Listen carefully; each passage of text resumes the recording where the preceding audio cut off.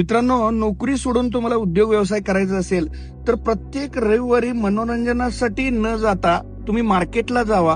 काही विकत घ्यायला म्हणून नाही, तर फक्त निरीक्षण करायला जावा. कोणत्या दुकानात जास्त गर्दी आहे, तिथं गर्दी का आहे ते समजून घ्या. लोकेशन कसं आहे, तिथं प्रेझेंटेशन कसं केलं जातंय, सगळ्यांचा अभ्यास करा. जिथं ग्राहक थांबतोय ते ठिकाण कसं आहे त्याचं निरीक्षण करा. लोक कुठं पैसे खर्च करायल्यात ते बघा.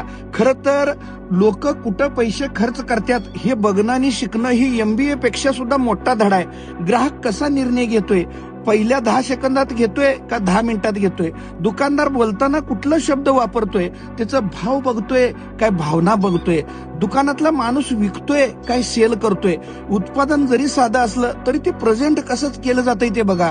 कुठली दुकानं मोकळी आहेत बघा, कुठली दुकानं गजबजलेली आहेत ते बघा आणि त्याची कारणं काय आहेत ते शोधा.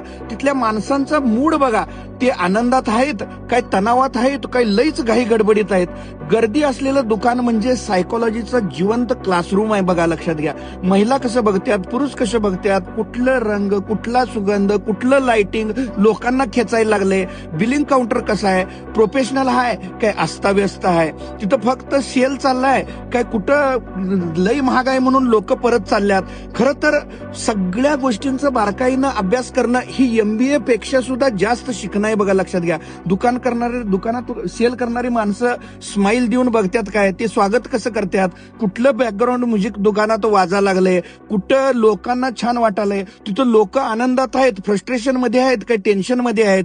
खरं तर मित्रांनो, स्वतःला एक प्रश्न विचारा, मी त्यांच्यापेक्षा सुद्धा वेगळं काय करू शकतो, वेगळ्या पद्धतीनं कशी सेवा देऊ शकतो. आणि असा प्रत्येक रविवार तुम्ही दिवसभर जर मार्केटमध्ये घालवलात, तुम्ही स्टडी केलात आणि प्रॉपर स्टडी करून अभ्यास करून बारकावे अभ्यासून त्या ठिकाणचं प्रॅक्टिकल ज्ञान देऊन धंद्यातलं बारकावे अभ्यासून तुम्ही कोणताही धंदा मित्रांनो चालू करा, तो धंदा यशस्वी होणारच आहे. म्हणून जो रविवारचा दिवस व्यवस्थित वापरतोय, खरं तर मित्रांनो मला सांगायचं आहे की बिझनेस कुठलाही शिकवला जात नाही, तो बघून समजून आणि जगून शिकायचा असतोय.